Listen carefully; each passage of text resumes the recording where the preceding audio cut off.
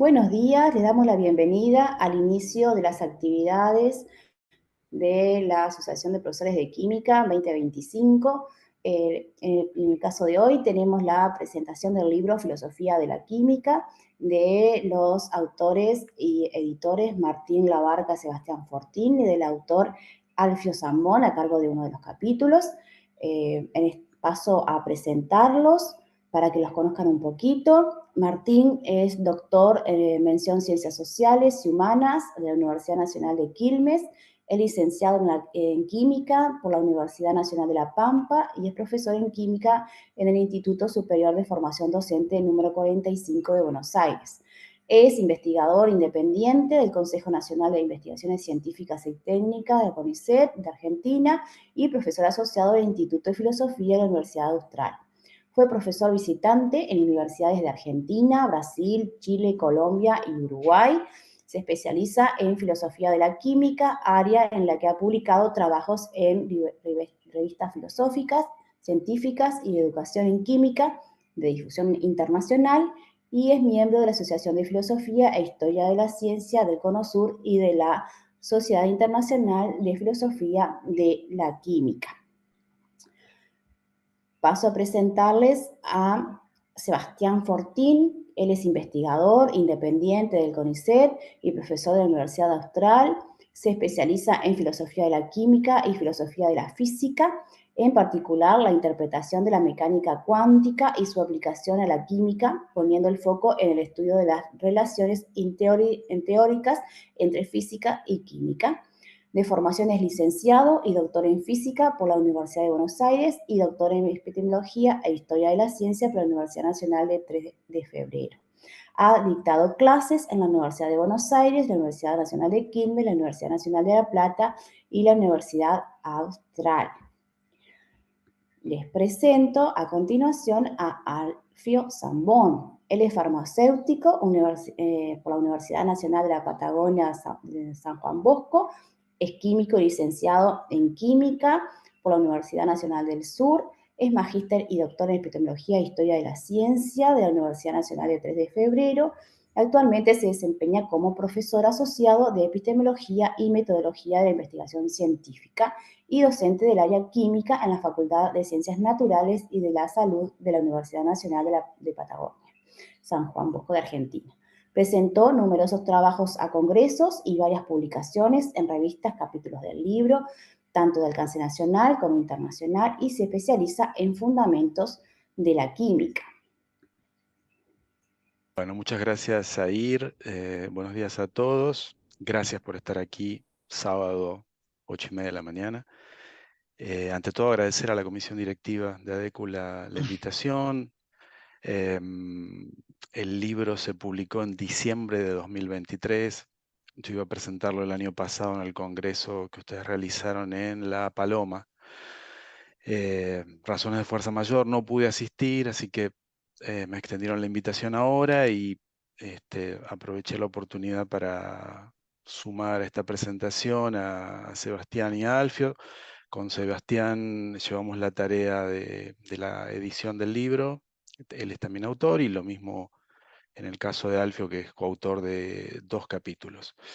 Entonces, bueno, vamos a empezar recordando rápidamente un poco de qué se trata la disciplina para aquellos y aquellas que no conozcan dónde está ubicada y sus orígenes. Es una disciplina muy, muy reciente, tiene poco más de 25 años, se estableció socialmente a partir del año 97. Cuando digo socialmente es que comienzan a aparecer un par de revistas dedicadas específicamente a la disciplina. Recordemos que la filosofía de la química es una subdisciplina de la filosofía de la ciencia.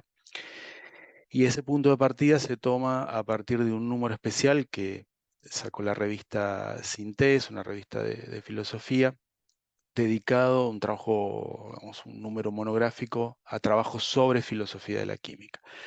Se establece una sociedad internacional rápidamente que comienza a organizar simposios anuales, congresos, alternando entre Europa y Estados Unidos, hasta que la disciplina comienza lentamente a despertar interés en Sudamérica, y distintas sedes, Bogotá, Montevideo, Río de Janeiro y Buenos Aires, en 2 oportunidades, son sedes de este simposio. Es muy particular y de alguna manera tanto europeos como estadounidenses están sorprendidos por qué ha captado tanto interés la disciplina en Sudamérica. Esto lo explica muy bien el prologuista del libro, Eric Serri, que por ahí me han sentido los que ya me conocen y demás. Es el filósofo de la química más importante de la actualidad. Lo hemos invitado varias veces, estuvo en Montevideo, en Río, en Bogotá y en Buenos Aires, y él explica las posibles razones por las cuales ha crecido tanto la disciplina en Sudamérica. Las 2 revistas del área que mencioné, una es Gillet, una revista alemana, y la más conocida, Foundations of Chemistry, comenzó en 1999, es una revista de la editorial Springer, muy, muy, muy, muy potente en el campo de las editoriales. Bueno, libros dedicados a la disciplina, sobre todo libros en español. Sorprendentemente, el primer libro, ya no en español, el primer libro dedicado a la disciplina es el que estamos viendo aquí. Carlos Prelat, el autor, fue un químico que trabajó en la Facultad de Ciencias Exactas en la Universidad de Buenos Aires en la década del 50 y 60. Y ese libro lo pude conseguir en una librería de viejos en la avenida Corrientes, simbólica o icónica calle aquí en Buenos Aires. Y sorprendentemente es el primer libro que existe sobre la disciplina, año 47. Ahora bien, en español, ¿qué tenemos además en años siguientes? Este libro, Filosofía de la Química, síntesis de una nueva disciplina. Ahí están los coeditores. Este es un libro que publicó el Fondo de Cultura Económica de México. En realidad es un libro del año 2004-2005. O sea, es una traducción de ese libro al español, ¿no? Y digamos, tuvo bastante potencia su aparición porque era algo después de casi 60 años que teníamos en español. En este caso particular, me tocó intervenir en este libro como revisor de la traducción técnica para la editorial. Y sin más ni menos, el tercer libro en español, que lo publicó, reitero, diciembre del año 23, se publicó en formato digital como PDF. El libro es gratuito, está disponible, y lo publicó la Sociedad Chilena de Didáctica, Historia y Filosofía de las Ciencias, Belaterra, que está dirigida por Mario Quintanilla, que seguramente muchos conocen, ha estado en varios encuentros de ADECU. Bueno, la idea es a partir de ahora comentar los distintos capítulos con preguntas disparadoras, y va a continuar Sebastián entonces. Bueno, gracias Martín y gracias a la organización por dejarnos presentar este libro ante ustedes. Como acaba de decir Martín, ahora yo voy a hacer un repaso de los distintos capítulos, comentando brevemente cuáles son los temas que se tratan. Y para hacerlo, pensamos que era interesante expresarlo en forma de preguntas.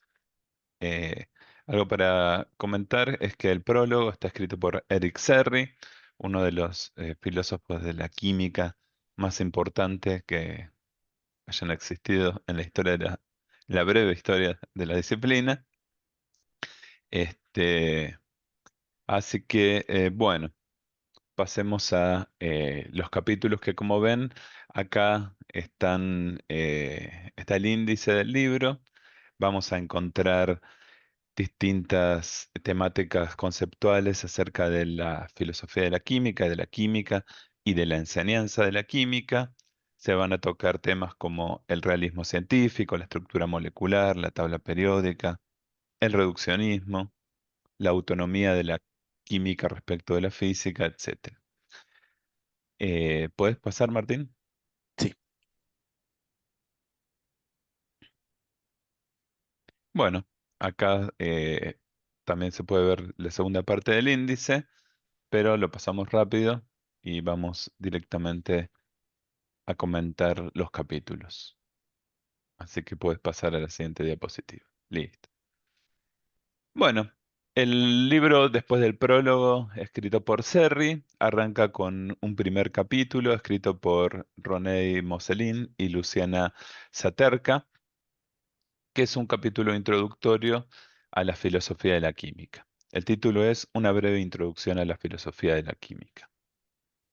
Acá los autores muestran cómo se llegó a establecer esta disciplina desde los inicios de la filosofía de la ciencia, en donde no se hacía ningún tipo de mención acerca de ejemplos de la química o ningún tipo de mención acerca de que la química podía producir algún tipo especial de conocimiento o algún tipo de reflexión filosófica distinta a la situación actual en la que se admite que, como lo expresan los autores, el conocimiento de la filosofía de los filósofos y de la química de los químicos no es suficiente para enseñar química ni para comprender las características ontológicas, epistemológicas o metodológicas de esta ciencia. Entonces, el contenido del capítulo se podría resumir a partir de dos preguntas disparadoras que serían: ¿cómo se ha pensado de la química a lo largo del tiempo? Y dada la especialización de la investigación que realizan Mosselin y Roné y Luciana, también hay una sección que analiza muy de cerca cuáles son los vínculos entre la química y la sociedad. Luego, en el capítulo 2, Alfio Zambón y Fiorella Alasia nos van a hablar sobre la concepción de elemento químico desde la actualidad, desde la antigüedad hasta las discusiones actuales. Van pasando, arrancan desde los griegos, en donde se distinguía entre la primera distinción entre materia y forma, pasando por los cuatro elementos, fuego, tierra, aire y agua, la teoría del flogisto, la teoría atómica, llegando hasta las discusiones actuales en donde la distinción principal gira en torno a la noción de sustancia simple y sustancia básica. Ahí yo le quería pedir a Alfio si nos podías decir brevemente de qué se trata esta distinción, cuál es la diferencia entre estas sustancias. Sí, bueno, podemos empezar porque brevemente puede costar un poquito, pero a lo mejor con un ejemplo. ¿Quién quiere proponer algún elemento? Al azar, cualquiera. Cualquiera, así, no sé, el sodio. El sodio, ¿no es cierto? Decimos que el sodio tiene el número atómico 11, ¿sería, no? ¿Puede ser? Tengo en la memoria, 23 es el peso. ¿No es cierto? Nosotros se nos presenta el sodio como sodio cero, sodio metálico, como una solución de sodio, el catión sodio, como diferentes isótopos del sodio, ¿no? Esas serían sus presentaciones como sustancia simple, macroscópica, las distintas sales y compuestos en los que participa el sodio y el sodio metálico, que es altamente reactivo, ¿no? Lo que unifica todas esas presentaciones macroscópicas es una noción que, bueno, ha variado la manera de interpretarlo a lo largo de la historia, pero la propuesta de Panet es una sustancia de índole metafísica abstracta, ¿m? Que nos permite entender que el sodio en su presentación de más uno, en los distintos isótopos, que no los recuerdo puntualmente, el sodio cero y el sodio que está en cada una de las sales también, se trata del mismo elemento, ¿no? Y así podemos plantear. La presentación macroscópica está cercana a la idea de sustancia simple, es más problemático el tema, Y lo que unifica todas esas presentaciones es la sustancia básica. Eso dio lugar a varias discusiones sobre la naturaleza de la sustancia básica, que algunas las abordamos en el capítulo introductorio, de manera introductoria. No sé si se entendió o todo. Era para tener una idea muy, muy básica. Bueno, gracias, Alfio. La idea entonces, como verán, tiene profundas raíces filosóficas y metafísicas. La discusión que adopta en la actualidad esta discusión gira en torno a esta distinción y refinamientos de esta distinción. Bien, en el capítulo 3 que se titula Problemas en la tabla periódica de los elementos, Martín Labarca nos va a hablar sobre cómo fue cambiando la forma de presentar un ordenamiento de los elementos. La pregunta guía, en este caso, sería, ¿hay una forma óptima de presentar los elementos en el sistema periódico? ¿Puede la tabla periódica reducirse a la mecánica cuántica? Y bueno, en este capítulo se comenta, la primera pregunta está vinculada a algo que, bueno, muchos por ahí lo conocen, pero quizás no tanto en profundidad, que es la existencia de muchas tablas periódicas y muchas formas de ordenar, y ese tipo de discusiones acerca de cómo ordenarlas siguen en la actualidad. Vos, Martín, ¿querías agregar algo a estas preguntas? Sí, simplemente lo que aborda el capítulo en relación a la pregunta disparadora es, bueno, a ver, existen más de 1000 tablas periódicas en la actualidad. ¿Hay una tabla periódica superior a las restantes? ¿Una tabla periódica óptima?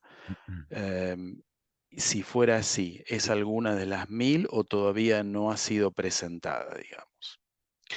Bueno, el capítulo que trata son las distintas posiciones que existen respecto al abordaje de esa pregunta. ¿Puede la tabla periódica reducirse a la mecánica cuántica? En otras palabras, ¿es la tabla periódica una simple tabla de configuraciones electrónicas, como parece en general verse en los libros de texto de secundario, ¿no? O sea, dado el número atómico, los alumnos únicamente recitan, responden cuál es su configuración y termina ahí. Em, el capítulo también trata otro problema candente y muy complejo, que es, bueno, hay una posición óptima para el hidrógeno en la tabla, lo conocemos encabezando los metales alcalinos, pero hay 6 candidatos para ubicar el hidrógeno. No voy a extenderme en esto. En el caso del helio, el helio puede encabezar los gases nobles, como lo conocemos en las tablas periódicas clásicas, o también podría encabezar el grupo de los alcalinos térreos. ¿Por qué? Bueno, por su configuración electrónica 1s2.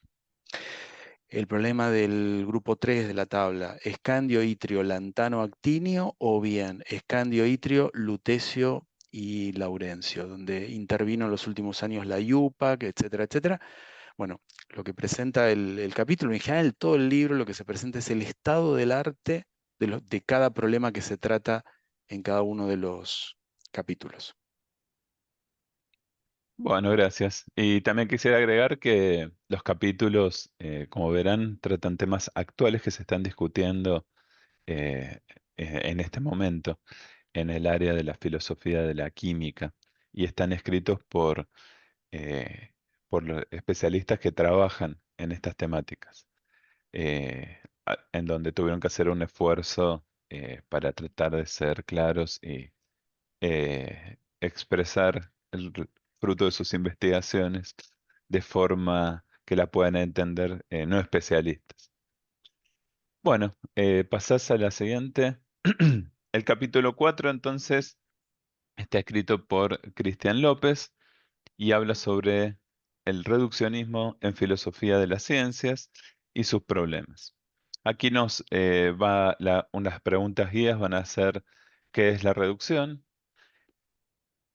La reducción, para los que no estén familiarizados con el término, refiere a cuando hay dos disciplinas o dos teorías y una se considera superadora de la otra. De tal modo que cuando si la disciplina reducida tiene una serie de leyes, plantea la existencia de ciertas entidades y resulta útil para ciertos propósitos, cuando hay una teoría superadora, se dice que la reduce cuando todos los elementos de la teoría reducida pueden ser subsumidos en el esquema conceptual de la teoría reductora. Y a su vez, todas las leyes de la teoría reducida pueden ser deducidas lógicamente a partir de las leyes de la teoría reductora. De esta manera, si la reducción es posible, eh, la teoría reducida quedaría como una especie de constructo útil, pragmáticamente útil, para ciertas actividades, pero que no tienen ni un peso ontológico ni, este, claro, en palabras burdas sería, bueno, las entidades que se plantean ahí, las leyes que se plantean ahí en realidad no existen, sino que sería una especie de ilusión y la teoría posta sería la otra. En el caso de la química, siempre ha tenido una relación con la física, eh, y la pregunta en este caso sería si la química se puede reducir a la física, de tal modo que todas las leyes de la química, todas las entidades que se plantean en la química, pueden ser explicadas a partir de teorías de la física, de modo que la química, la pregunta es si podría llegar a ser considerada una especie de nota al pie en el gran libro de la física aplicada. Esto dicho así, lo pusimos a propósito para que sea provocativo, eh, pero en el mayor o menor medida hay un pensamiento de este tipo, no solo en física, entre los físicos, sino también entre los químicos. Muchas veces, incluso en la docencia, ante ciertas preguntas, la respuesta suele ser, bueno, esto con cierta teoría, esto es un modelo, se suele decir, que usamos los químicos, pero la explicación seria, completa, está dada, por ejemplo, por la mecánica cuántica o cosas así. Entonces, este es un tema que, en mi opinión, es central en la filosofía de la química. Tan central que tiene ramificaciones en otros capítulos y en muchos de los temas que se estudian en filosofía de la química.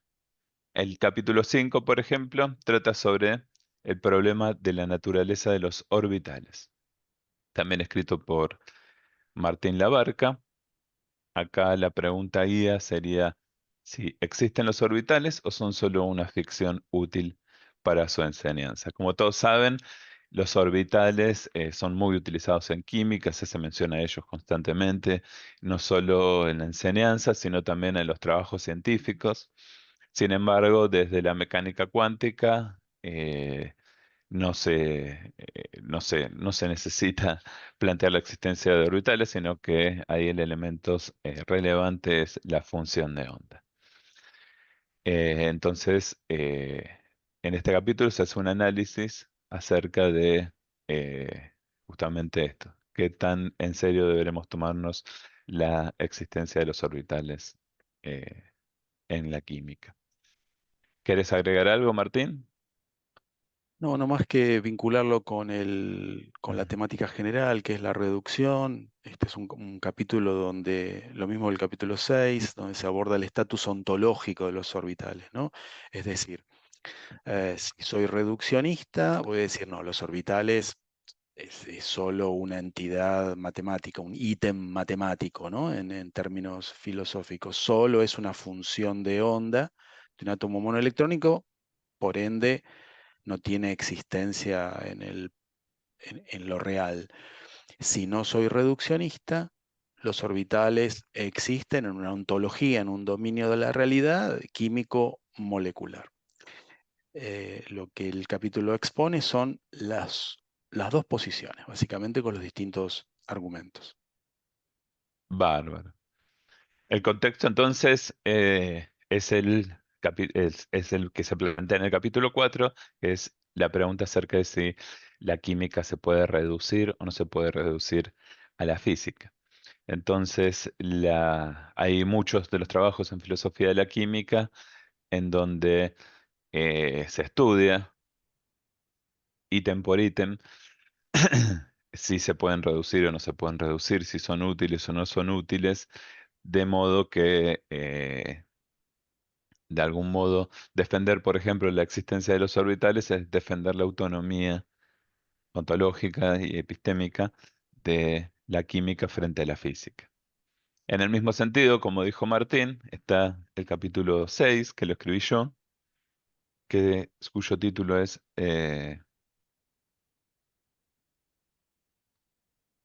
lo tengo, lo tengo mal, que es el del problema de las estructuras moleculares, de la estructura molecular, en donde la pregunta ahí es si la estructura molecular o mecánica cuántica, las contradicciones entre el mundo químico y el mundo físico. En este caso, se comenta brevemente cuál es el problema en torno a la estructura molecular podría resumirse del siguiente modo. En química se utiliza la noción de estructura molecular, que en última instancia está vinculado a la posición de los núcleos atómicos en una molécula y las relaciones que hay en entre las posiciones de estos núcleos. Sin embargo, desde la mecánica cuántica, si se la toma estrictamente como se la presenta en los libros de física, uno de los principios fundamentales es el principio de Heisenberg, según el cual una partícula no puede tener posición y velocidad bien definidas al mismo tiempo. De modo que, según la cuántica y según este principio, no sería posible plantear que hay una partícula que está quieta en un lugar. O tiene posición o tiene velocidad. De modo que la suposición de que los núcleos atómicos tienen posición y velocidad bien definidos en una molécula, en principio entra en conflicto con la mecánica cuántica. Esta es como la explicación básica de por dónde viene el problema. Hay respuestas a esto desde la física, hay contraargumentos desde la química. Es una discusión muy interesante que en algún momento se vuelve muy técnica, pero en este capítulo lo que se intenta es dar un panorama de cómo es esta discusión y cuáles son las conclusiones que se han obtenido hasta el momento. Bueno. En el capítulo 7 se va a hablar de clases naturales en química, esencialismo y antiesencialismo microestructural. Las preguntas guías son, ¿hay algo esencial en la clasificación de las sustancias químicas? ¿O por el contrario, es un mero ordenamiento pragmático? En este caso, este capítulo escrito por María José Ferreira Ruiz, comienza explicándonos qué son las clases naturales, que es un concepto muy utilizado en filosofía y en filosofía de las ciencias en particular, que refiere a la forma en que se clasifican los objetos en general. Se distingue generalmente entre clasificaciones totalmente arbitrarias y clasificaciones que están basadas en alguna propiedad que refleje la esencia del objeto o algún ítem con relevancia ontológica. Por ejemplo, yo puedo agarrar y, eh, no sé, clasificar a las personas entre uruguayos y argentinos y es una clasificación eventual, ¿no? Que depende de la contingencia, de cómo se dividió el territorio entre los distintos grupos que dominaban en el momento. En cambio, si yo digo, bueno, dividamos entre gente, eh, no sé, que mide más de unos 70 y gente que mide menos de unos 70, ahí hay una propiedad más o menos objetiva a la cual se puede hacer referencia y que hace que forma parte de las propiedades que definen al objeto. Entonces, teniendo en mente esa distinción, lo que y discute en este artículo y que se discute en los trabajos de filosofía de la química es si la forma de clasificar que tienen los químicos refleja algún tipo de esencia que, que describa, que haga parte del, lo funda- del ser fundamental de las sustancias químicas o se trata de una cuestión de comodidad que aplican los químicos para desarrollar su trabajo de manera más cómoda, pero no tiene implicancias ontológicas. En el capítulo 8 nos adentramos en el tema de los modelos en química. De hecho, el capítulo se llama Modelos en química, el problema de la electronegatividad, en donde se analiza eh, el rol que tienen los modelos en química. Las preguntas guía son frente a modelos de electronegatividad que brindan imágenes diferentes y en algunos casos incompatibles del concepto. Nos preguntamos, ¿qué es la electronegatividad? Y si hay algún modelo superador a otros.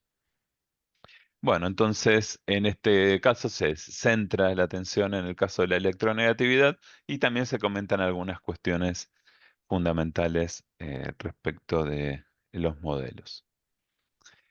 Pasamos a la siguiente. En el capítulo 9, escrito por Hernán Acorinti, y se titula El problema de las leyes químicas, se encara el problema de determinar si hay leyes químicas en química y cómo entender las excepciones. Es un problema que surge a partir de la independencia ganada de la filosofía de la química respecto de la física. Hay toda una filosofía de la ciencia que describe cómo se construyen y cómo se desarrollan y cómo cambian las teorías en física. Generalmente esas teorías tienen una carga matemática muy importante y pueden, por ejemplo, expresarse de forma axiomática.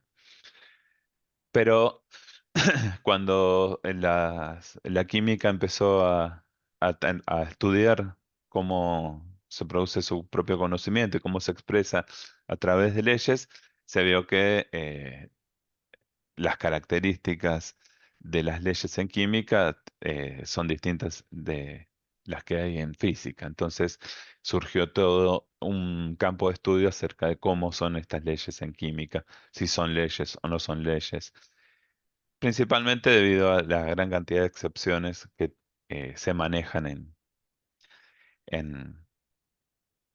en esta disciplina. Hay una anécdota graciosa que tuvimos con un colega chileno donde hablábamos acerca de las leyes en química y claro, él me decía, esto no puede ser, él es filósofo de la física, ¿no? Entonces decía, mira, acá tenés esta ley, no me acuerdo si era la ley del octeto o alguna así, donde hay varias excepciones. Me decía, mira, esto no puede ser considerado una ley. Si justamente acá hay un contraejemplo.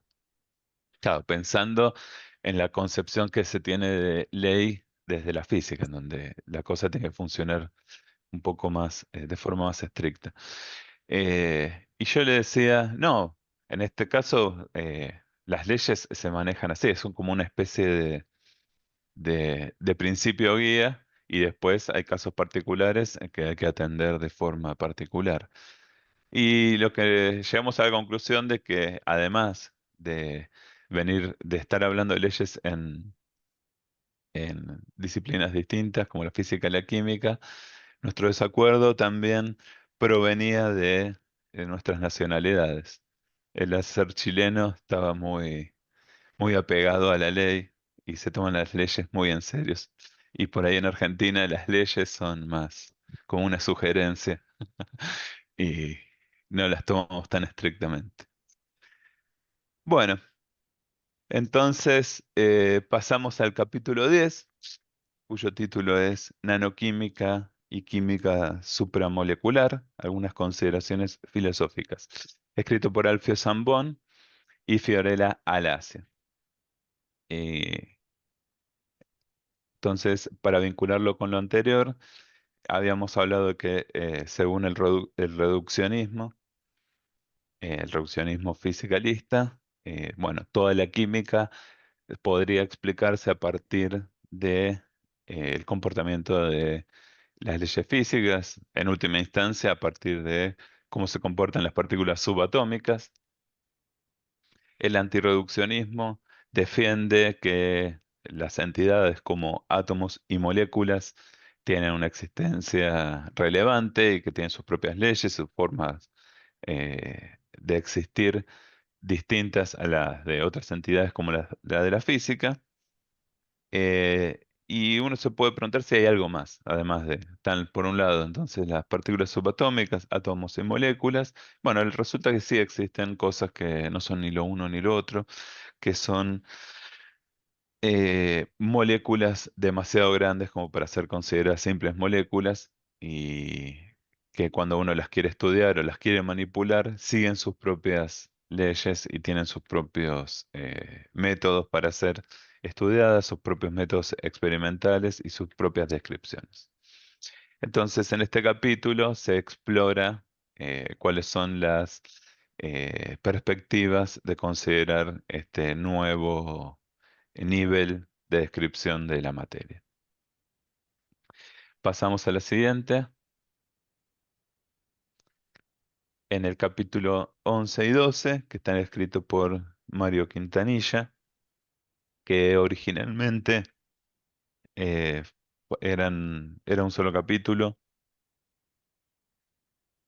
muy largo y debido a su extensión, al final decidimos dividirlo en dos, pero que están muy alineados en cuanto a su objetivo y el tema que tratan.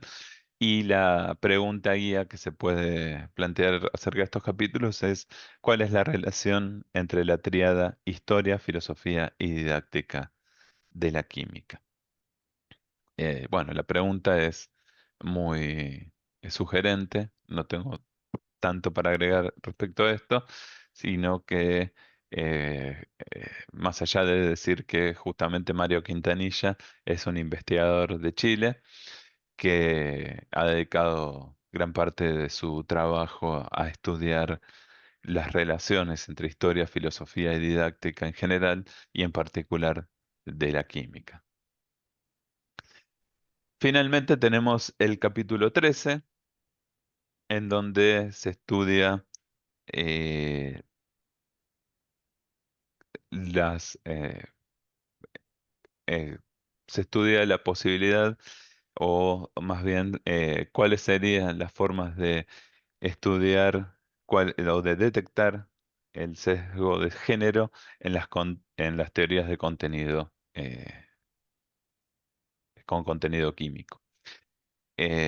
Para explicar brevemente de qué se trata esto, hay en los estudios de género diversas evidencias acerca de que los prejuicios de género, principalmente eh, ideas de origen patriarcal o machistas, se van filtrando en la forma de razonar de los profesionales que desarrollan la ciencia y a través de ellos se filtran las teorías que plantean.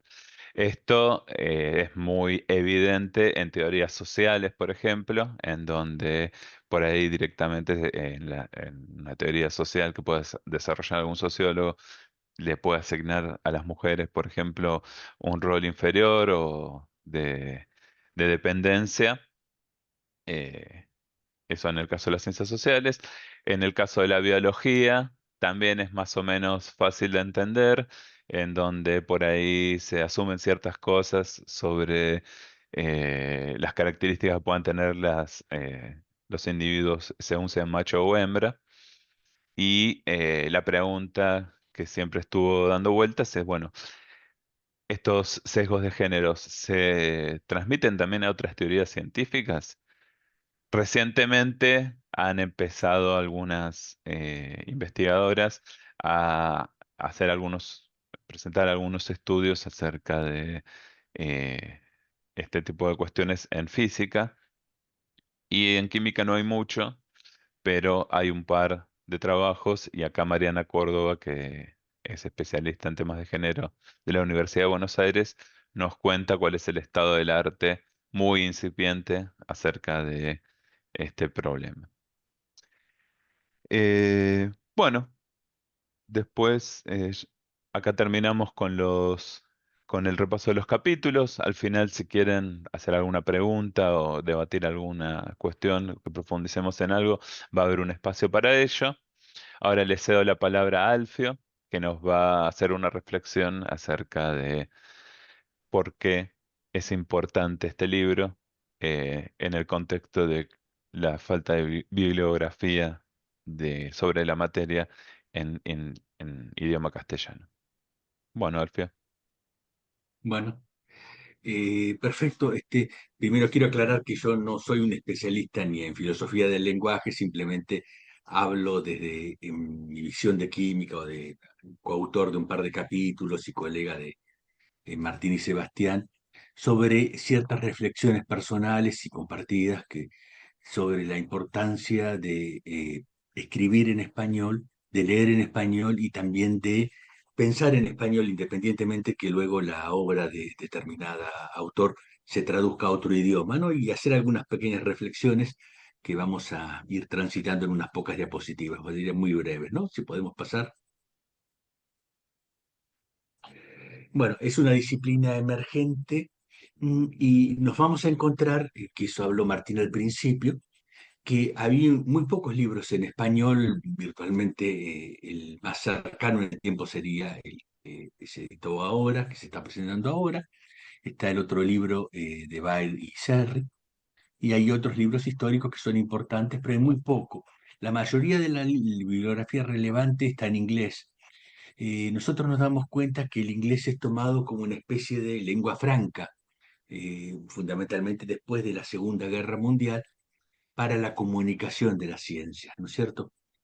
Es muy claro en literatura, pero muchas veces no es tan claro en ciencia o en filosofía, que cuando nosotros pensamos, ¿no es cierto?, y desarrollamos ideas originales en un idioma, tenemos matices conceptuales propios, independientes, ¿no es cierto?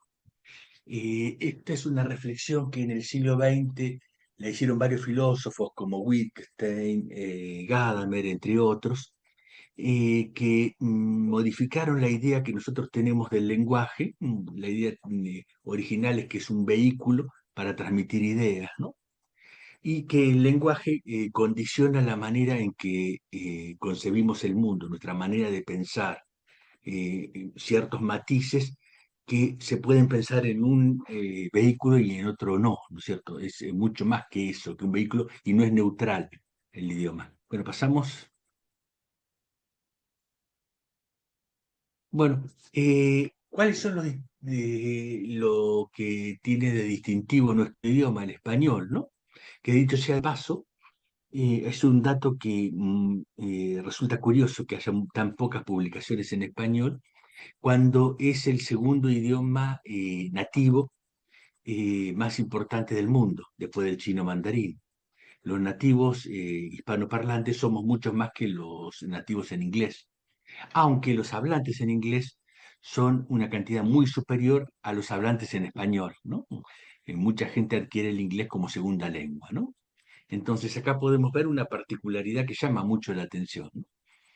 Y una de las particularidades que nos surge cuando pensamos en el idioma español es que el verbo to be, cuando los que hemos aprendido, al menos manejamos un inglés muy básico, es ser o estar, ¿no es cierto? Y que esa distinción es clara en el español. El verbo ser, una dimensión metafísica, ¿m? Y el estar, una dimensión física, ¿no?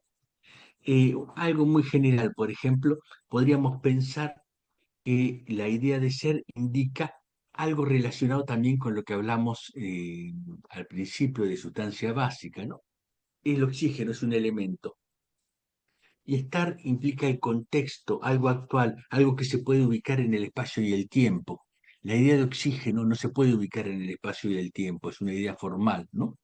Entonces tenemos el oxígeno molecular, el oxígeno naciente atómico, la forma alotrópica que es en el ozono, el óxido y de los distintos iones donde forma y participa el oxígeno, ¿no?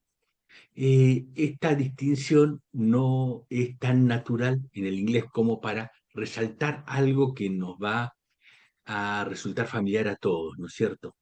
Y esa manera, una posibilidad que podemos reflexionar, es que se pierde esa riqueza ontológica del español, especialmente cuando queremos transmitir esas ideas, ¿no? No es que no exista en los filósofos en inglés, y lo pueden distinguir claramente, y después al final vamos a cerrar con un poema, pero seguimos con esta. A ver, la siguiente. Bueno, además hablamos de que el español es la segunda lengua materna, ¿no? Y la más importante en el alfabeto latino, ¿no? Sin embargo, prácticamente hay muy pocas publicaciones, no solo en filosofía de la química, tal vez menos en filosofía de la química, porque es una disciplina incipiente, pero también muchos de los libros que todos nosotros hemos utilizado para enseñar química son de traducciones de autores anglosajones, ¿no? Y si bien muchos conceptos decimos son lo mismo, pero tal vez haya matices, y esos matices son los que enriquecen, ¿no? La forma de presentarlos o la forma de pensarlos, los problemas, ¿no? Bueno, la decisión de publicar en español es una decisión política, la decisión de publicar en un idioma es una decisión política. El inglés es una lengua franca después de la Segunda Guerra Mundial por razones políticas, ¿no? Tradicionalmente la lengua franca hasta el siglo XVIII-XIX fue el latín, ¿no? Y la forma de comunicar entre la caída del latín como una lengua muerta fueron muchas, no había una lengua franca definida, incluso quienes han trabajado en temas históricos pueden ver que la mayoría de las publicaciones de fines del siglo XIX, principios del siglo XX, en química orgánica estaban en alemán, ¿no? En otras ramas de la química estaban en francés, en ciertas ramas ingenieriles en inglés, también había publicaciones importantes en español, bueno, y esa decisión política intenta valorar y reconocer los contextos hispanoparlantes. Nosotros estamos en Uruguay, Argentina, hay gente de Perú, nos dijeron, bueno, algo que nos unifica es ese idioma, ¿no? Y esa decisión nos ayuda a democratizar también, no solamente la manera de pensar, sino la manera de transmitir el conocimiento, ¿no? Y nos enriquece y enriquece en una discusión con otras perspectivas, ¿no?